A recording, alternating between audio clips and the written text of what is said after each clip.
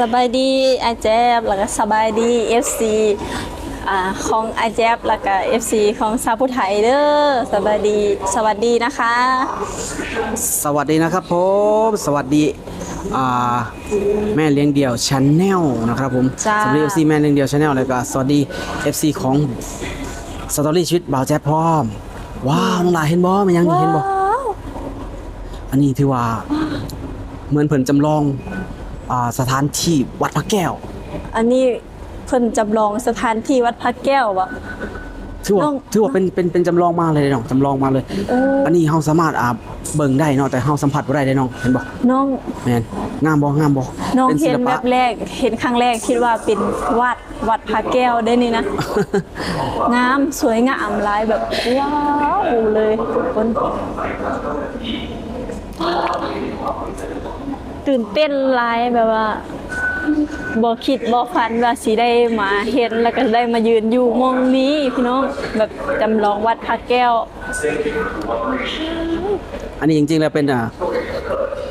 รถไฟฟ้าใต้ดินเด้อันนี้ไหนแมนโอ้พี่น้องรู้สึกว่าสิเป็น MRT โอ้เป็นยังไงน้องเห็นบอกขนาดสถานที่ข้างล่างนี่ก็ถือว่าสุดยอดขนาดบ่สุดยอดหลายแบบสวยงามแบบถือว่าน้องเบิดคำสิเว้าเลยน้องแต่ว่าปลื้มใจหลายเอาความปรับปลื้มใจแบบว่าให้เต็มอิ่มเลยน้องเด้อแม่นที่ได้มาเห็นเก็บกำเอาก่อนสิได้กลับบ้านแล้วก็แม่นกลับไปแล้วก็สิได้ไปเว้าสู่ลูกสู่พ่อแม่ฟังว่าครั้งหนึ่งในชีวิตได้ไปเห็นจำลองวัดพระแก้วแล้วก็ได้มาสถานีรถไฟใต้ดินเป็นความฝันเลยพี่น้องเป็นความฝันของชาวพุทธไทยเลยเห็นแต่อยู่ในคลิปแล้วก็อยู่ในทีวีเนาะมื้อนี้บ่คิดบ่ฝันเลยว่าชาวพุทธไทยสิได้มายืนอยู่จุดนี้ทุกคนแบบมันว้าวแล้วก็แบบสวยงามอลังการคือแบบเพิ่นพี่น้องฟังไทยเพิ่นนี่เก่งแล้วก็สุดยอดในฝีมือของเพิ่นเลยพี่น้องแบบว่าโอ้เพิ่นสร้างขึ้นมาได้สวยงามน้องเบิ่งนี่น้องเบิ่งดูอ๋อตะบุญโอ้ยว้าวย อดขนาดเนาะสุดยอดเลยพี่น้องมันสุดยอดจริง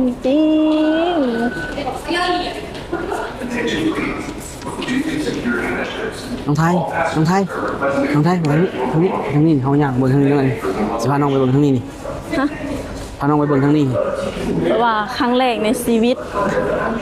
เป็นบุญพระแล้วก็เป็นบุญของเบิ่งให้จุใจเด้อน้องเด้อฮะเบิ่งให้จุใจเด้อว่าเบิ่งให้จุใจชมให้จุใจเลยใจกลับบ้านไปแล้วก็นอนฝัน กลับบ้านไปแล้วก็เก็บมาฟันเลยแหละก็ถือว่าสวยงามจริงๆอันนี้เป็นกำแพงบ่ก็จำลองมาเหมือนกันเนาะจำลองก็คือเหมือนกับความเหมือนนั่นแหละมันก็ทำให้แบบเหมือนให้มีความเหมือนเหรอเหมือนมากๆเลยแหละเหมือนมากๆเนาะมันไม่มีความเหมือนเลยคือว่าคิดว่าแท้ๆเลยแหละเดี๋ยวนะชาวพุทธไทยเห็นนะคิดว่าเป็นวัดพระแก้วแท้ๆเลยนะแต่จริงๆแล้วถ้าเขาไปเห็นวัดพระแก้วเขาอาจจะยิ่งตะลึงกว่านี้เพราะว่าแน่นอนการจำลองเนี่ยอาจจะเอามาบ่ได้ทั้งหมดน้องเนาะอาจมาบ่ได้ทั้งหมดเพราะฉะนั้นแต่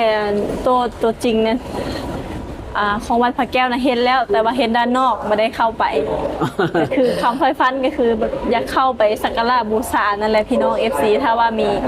บุญหวดยอดเทิงนอกกสิคงสิได้เข้าไปสักการะบูชาเนาะอันนี้คือแบบได้เดินผ่านแต่ก็ไปกราบทางนอกแต่ก็กราบทางนอกแล้วก็มีใส่หัวใจบูชาใจแล้วว้าวดูคนสวยงามนี่เนาะเดินวนมาทางนี้วนทางนี้ไทยไปทางนี้ไปทางนี้นี่ว้าวรู้สึกยังไงน้องเบิ่งมานี่เลยฮะ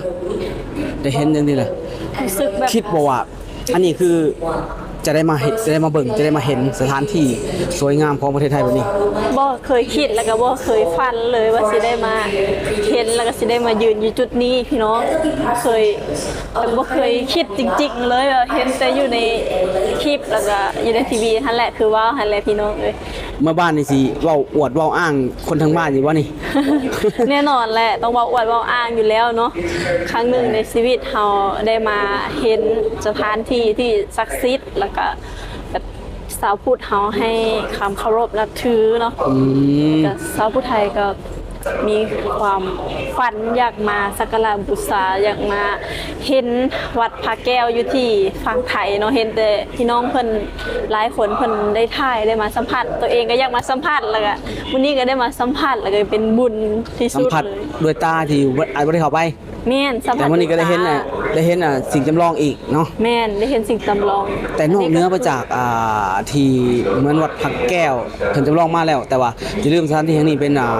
รถไฟฟ้าเนาะนะหลายคนก็ได้มาสมใส่น้องอันนี้เป็นของคนไทยเพิ่นเด้จริงๆแล้วเพิ่นเฮ็ดให้ประชาชนเพิ่นนะเฮ็ดให้ประชาชนบ้านเพิ่นได้ใช้แต่ว่าเฮาเองก็ได้รับอานิสงส์จริงๆเพิ่นให้นักท่องเที่ยวก็ได้นะเฮาเองก็ได้รับอานิสงส์เนาะแต่น้องเองก็ถือว่าแนะนำนักท่องเที่ยวในครั้งนี้เนาะแต่ครั้งหนึ่งข้างหน้าน้องคิดว่าจะมาเป็นแรงงานก็ถือว่าโอกาสหน้าอ้ายก็สิพาน้องมาเที่ยวแล้วก็มาชมวัดพระแก้วพร้อมน้องมากราบสักการะมาไหว้บูชาตามความศรัทธาของเฮาเนาะ แม่นอยากมาสักการะบูชาหลายเลยแหละ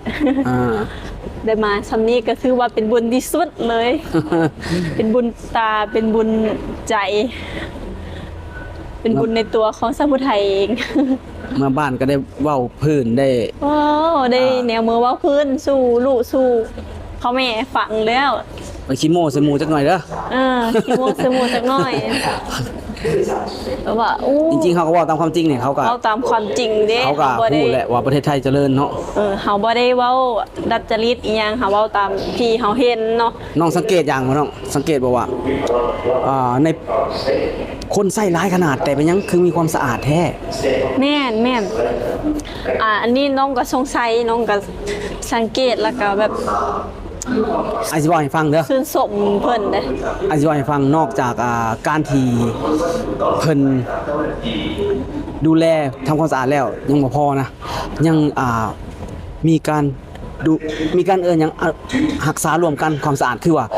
สำนึกของแต่ละคนโดยเฉพาะคนไทยเพิ่นมีความเป็นระเบียบวินัย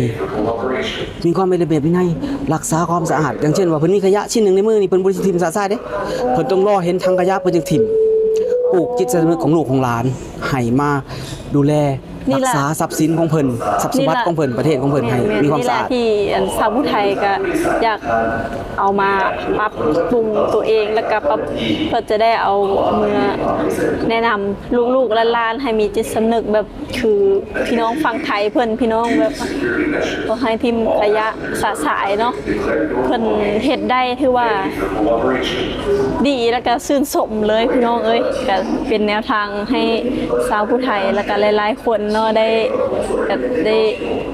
เห็นแล้วก็ได้มีจิตสำนึกนะได้เห็นคือประเทศของเพิ่นเนาะแบบว่าสะอาดเลยแหละบ่มีฝุ่นแม้แต่เม็ดหนึ่งก็บ่มีเนาะอันนี้ก็แปลกใจคือกันแบบคนหลายๆแบบนี้น่าจะมีฝุ่นมีอันนั้นเนาะ แต่บ่มีเห็นบ่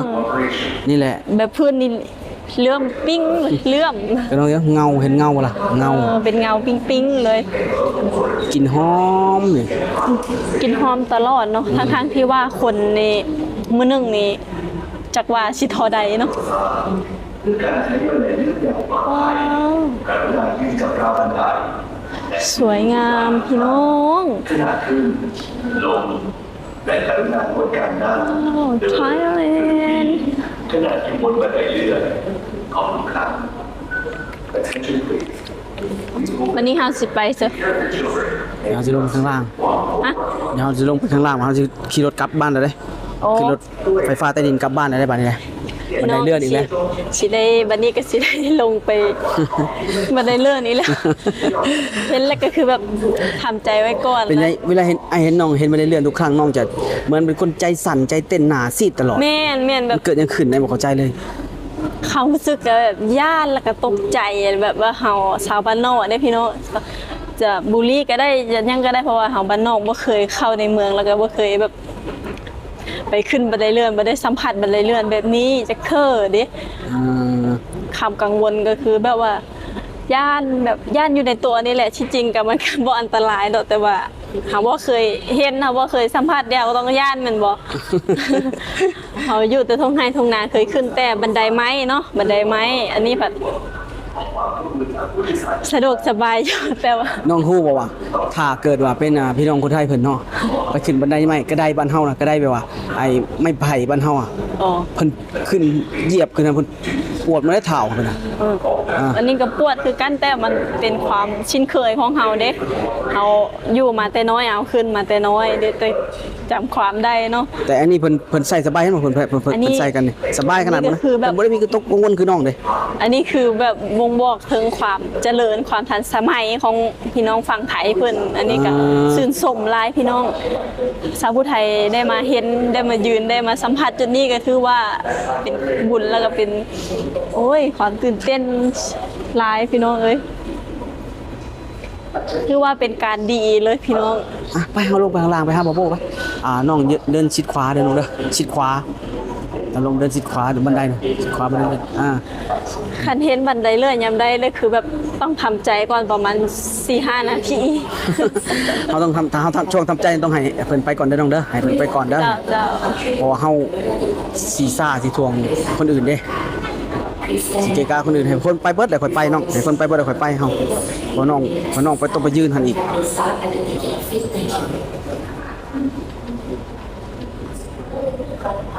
แต่ก็เริ่มชินๆขึ้นแล้วแหละ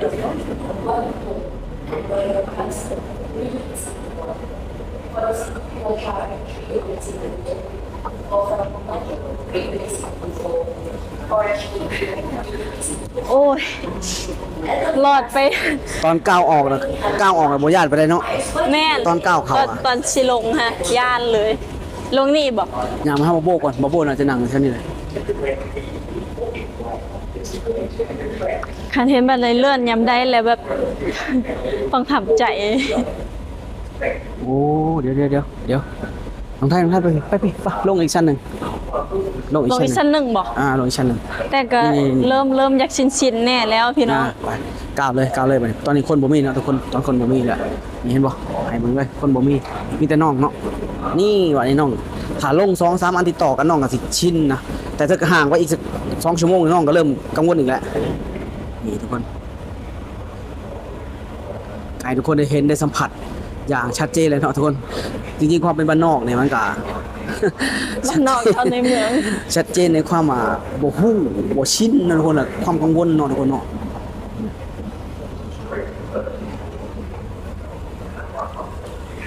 ถึงแล้ว น้องสำหรับคลิปวิดีโอนี้นะคลิปวิดีโอนี้ก็ฝาก FC ไว้ประมาณนี้ก่อนเดี๋ยวจ้า คลิปวิดีโอหน้าค่อยว่ากันใหม่เนาะ แม่น คือว่าก็ ลบ ถ่าย เพิ่ มาน หลายนาทีแล้ว จ้า ถ่าย แล้ มาว หลาย คลิป นาที นี้ก็ขอบใจพี่น้อง FC ฝั่งไทยฝั่งลาวเด้อ น้องถ้าเฮาว่า FC ฝั่งไทยเฮาต้องว่าขอบคุณ อ๋อ ถ้าฝั่งไทยเฮาฝั่งลาวว่าขอบใจ อ๋อ ฝั่งไทยเฮาต้องว่าขอบคุณเนาะ จ้า ครับ ขอบคุณพี่น้องฝั่งไทยขอบใจพี่น้องฝั่งลาวเด้อแล้วก็ ก็ อ นั่ ยู่ นแหละ ที่ต่างประเทศนำขอบใจได้หลายฝากกดไลค์กดแชร์กดติดตามเพื่อเป็นกำลังใจสาวผู้ไทยเพื่ออีหยัง ครับ สนับสนุนเด้อโดยการบ่ข้ามโฆษณาเนาะก็สิเว้าผิดแน่ก็ขอโทษขออภัยนำพี่น้อง FC ได้หลาย ก็ถือว่าบ่เก่งปานใด แม่นว่าบ่เก่งปานใดเด้อพี่น้องเด้อแบบตื่นเต้นก็ว่าได้อ่ะ จริงใจขนาดว้าวรถไฟฟ้าใต้ดินมาแล้วนี่โอเคเนาะทุกคนสำหรับคลิปวิดีโอนี้บอกแจ๊บกับฝากทุกคนไว้ประมาณนี้เนาะถือว่าเอาเด็กน้อยบ้านนอกคนหนึ่งเนาะเอาสาวบ้านนอกคนหนึ่งมาฝากทุกคน กะสำหรับคลิปวิดีโอนี้บอกแจ๊บลาทุกคนไปก่อนสวัสดีครับสบายดีทุกคนบ๊ายบา สบาย ย ดีบ๊ายบายพบกันคลิปหน้า